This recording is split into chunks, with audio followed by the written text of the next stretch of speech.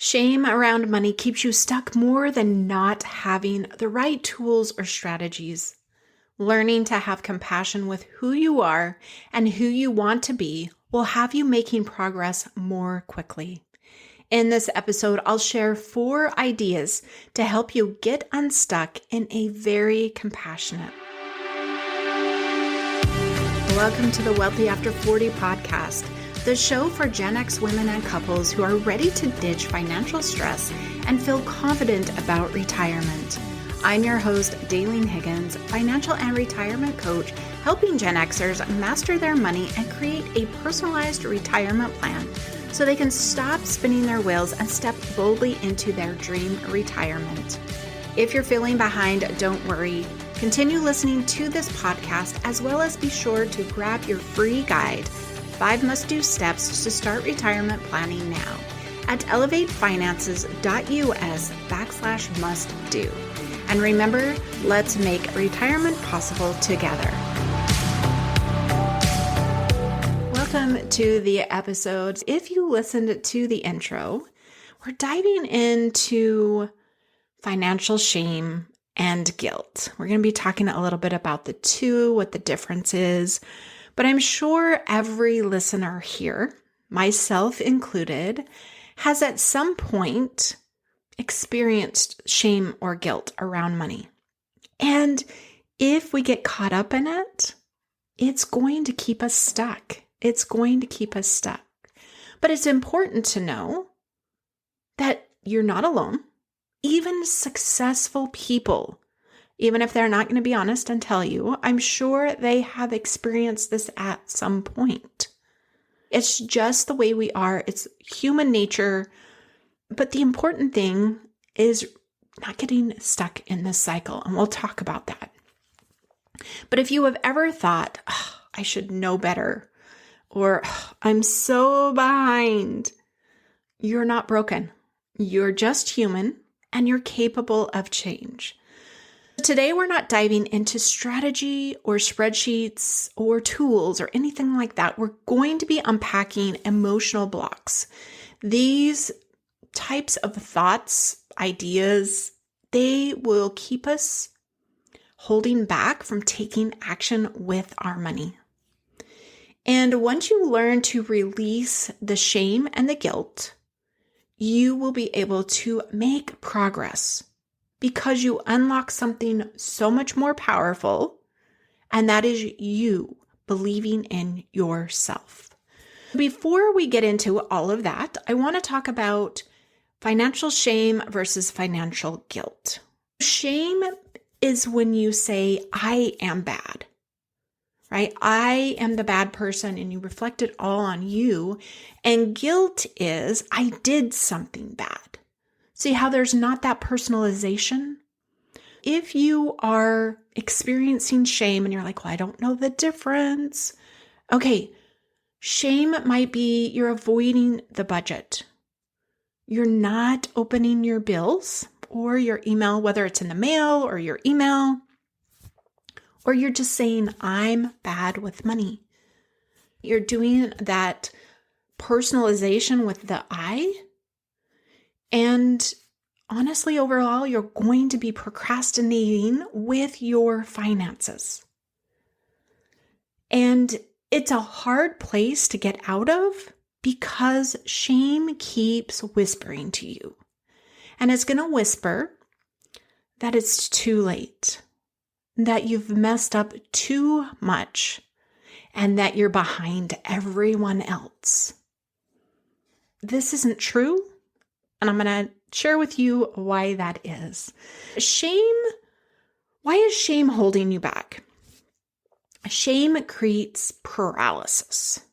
If you've ever heard the term, analysis paralysis, it's very similar. But you're not taking action. And when you don't take action, you add more shame and you have no action, and then you become stuck in this cycle. The longer you stay stuck in this shame cycle, the more disconnected you become from your financial goals, your confidence to be able to handle them really well, and even your ability to take small steps. Now, you have been the one holding it together for everyone in your family. We run a household. We've done really well in our career, helped our kids maneuver through their life. And now when it comes to your own future, you hesitate because the shame, which is whispering, tells you you're already behind. And you're thinking, if I'm already behind, what does it matter? What does it matter? But I am going to talk louder than your shame whisper. And I am telling you, your goals are still valid. Your financial goals are still worthy of you pursuing. And it's not too late. And if you think about it, you've already done hard things. This, to try and solve, is no different. And anyone, including you, can learn to be, quote, good with money. Whatever that means, whatever that good means, you can learn it and you can do it. I've got 4 steps, 4 ideas to help you shift and start believing in yourselves. These are not tactical money steps. These are not giving you tools or strategies, like I said. This is really going to have a lot to do with thinking. If you're driving, great. You're in a perfect situation. But step 1, I want you to get curious and not critical. When something happens, instead of asking, why can't I do this? You need to ask, why does this feel so hard right now? Instead of focusing it on you, why can't I do this? You're going into the motions of why are the motions hard? Why can't this work, or why does it feel? We're going to go with the feel hard right now. This cuts out that self-judgment. So I just want to share, every May I experience grief. But if I'm not actively thinking about it, I don't know why. That's a month it shows up for me. Grief is different for everyone. But if I'm not actively thinking about it, all of a sudden I'm like, oh my gosh, why can't I do this? Why do I feel this way? Oh, why I feel this way because I am experiencing grief. I have to do life differently during the month of May than I do all of the other months. And this is how you can start working with your money. Is as you're feeling something's not quite right, why? Why does that feel hard? And explore that. And then you learn how to do it in a different way. Action 2, remember what you've already done. We have lived 40 plus years if you're listening to my podcast, and there is a lot that you have done. A lot. There are some big commitments I'm sure you've either been in charge of or you've participated in, and you didn't know how to do it before you went into it. I want you to think about parenting, caregiving, career change, health goals, whatever it may be.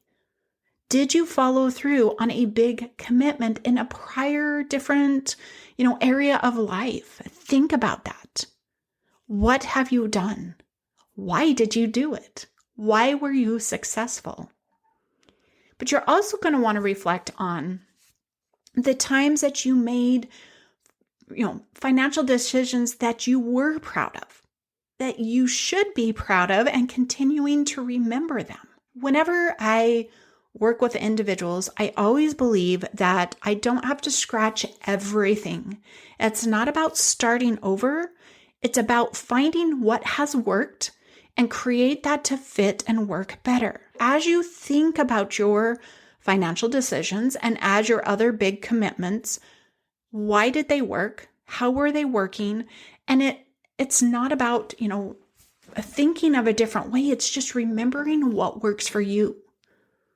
This is why I believe that so heavily that, at the age of 40 plus, it's not about scrapping everything we've attempted and tried and done, like somewhere something worked, or it worked to a certain point. And once you figure that out and you can apply it here, you're going to find success. Action number 3. I need you to separate identity from behavior.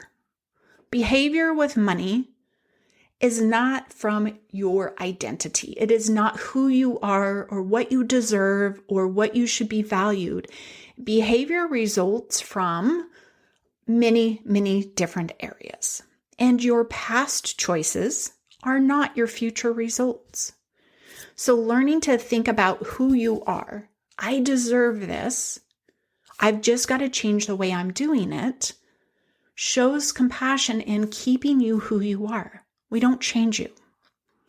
There's an exercise I do when working with clients, and I have them think of individuals, whether that's somebody close to them or just somebody they admire, out there, who they think does really well with money. And then make a list of traits, like what is it about that person? Why are they successful with money? Sometimes clients will idolize other family members and think about that. Maybe we're lucky enough to have parents who were good with money. Just think about that why, and just write a list of why you think they are successful with money. 5 to 10. And then as you look at that list, I want you to star the ones that you are doing 80 to 90% of the time. Again, we're going back to what you've already done. Oh yeah, I do this. Oh yeah, I do that. And so you're highlighting those and acknowledging those. Then with what's left on your list that you haven't starred, I want you to choose 1 or 2, because we don't have to fix everything at once. I want you to choose one that you want to be better at, that you want to envelop as a new trait for yourself. This will help you find that confidence, being able to build different behaviors. Our final action, you might have to borrow belief from someone else. I have to do this on occasion, especially being an entrepreneur, and my career path did not introduce me to anything about marketing, sales, or really honestly anything I'm doing here. I am a really good typist, and I've done a whole lot of other things too. I'm good with numbers. That's why I'm a financial coach. But I do have to get in these moments where it's tough. And I go to my husband. If you have somebody close to you, and I'm like, oh, this is hard. I can't do this. And he reminds me of everything I have done. At the end of my journey, none of those things were hard. At the beginning of my journey, I didn't know how to write a search warrant. I didn't know how to do an arrest warrant. I didn't know how to do, budgets. I didn't know how to go and talk to commissioners about, we really need this money. There's a lot of things. Going to somebody and help remind you of what you've done. Or find somebody who can believe in you until you fully believe in yourself. I will believe in you. That's why coaching exists. As you've listened to all of these 4 actions, and you're looking for some accountability, because that's truly what a coach is all about. If you're interested, without pressure, send me a message and let me know what small step you will be taking to help you get stuck. Send me an email to hello@elevatefinances.us and just say, I am going to be working on this. And in 7 days, I'm going to follow up. Okay? Again, no pressure, no sales, no nothing more. I promise. Because sometimes we just need someone to know we are working on something. I know when I tell somebody, oh, I'm working on this, and then, a little bit down the road, they're like, so how did that go? And I'm like, oh, crap, I didn't do it, right? If we know somebody is, it helps us really take the actions. It really helps us make it important and remember to do it. If you're interested, send me that message on the small step you will be taking from this episode to give you lots of ideas. send a message to hello@elevatefinances.us. I will acknowledge that I've got it, and then in 7 days, I'll follow up and ask you what progress you have seen.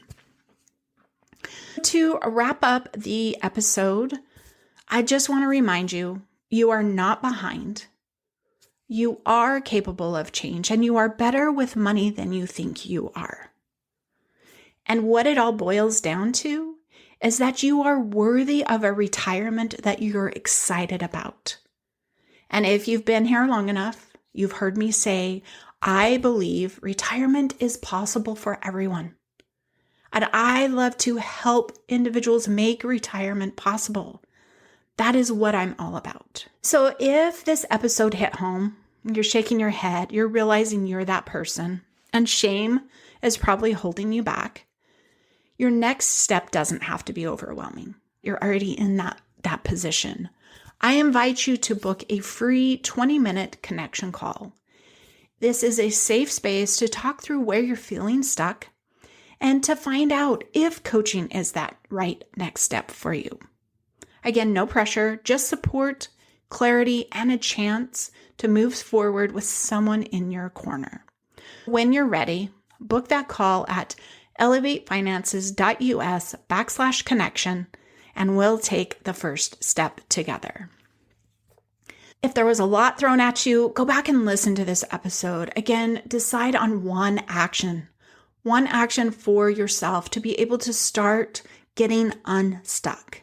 This is something that's going to take time, as a lot of times our money stories, our money beliefs can be deep. So take the time, be compassionate with yourself, but have that kick in the butt to make that change. Just one little action. Thank you for listening to this episode, and thanks for tuning in. I hope today's episode helped you take one more step toward mastering your money and creating a retirement plan that fits your life. If this episode gave you value, would you do me a quick favor? Follow the show, leave a review, or share it with another Gen Xer who needs this kind of support. And if you're ready and tired of trying to figure it out all on your own, be sure to book your one-on-one retirement roadmap session, and together we'll create your personalized plan so you can move forward more quickly with clarity and confidence. You can find that at elevatefinances.us/roadmap to book your session today.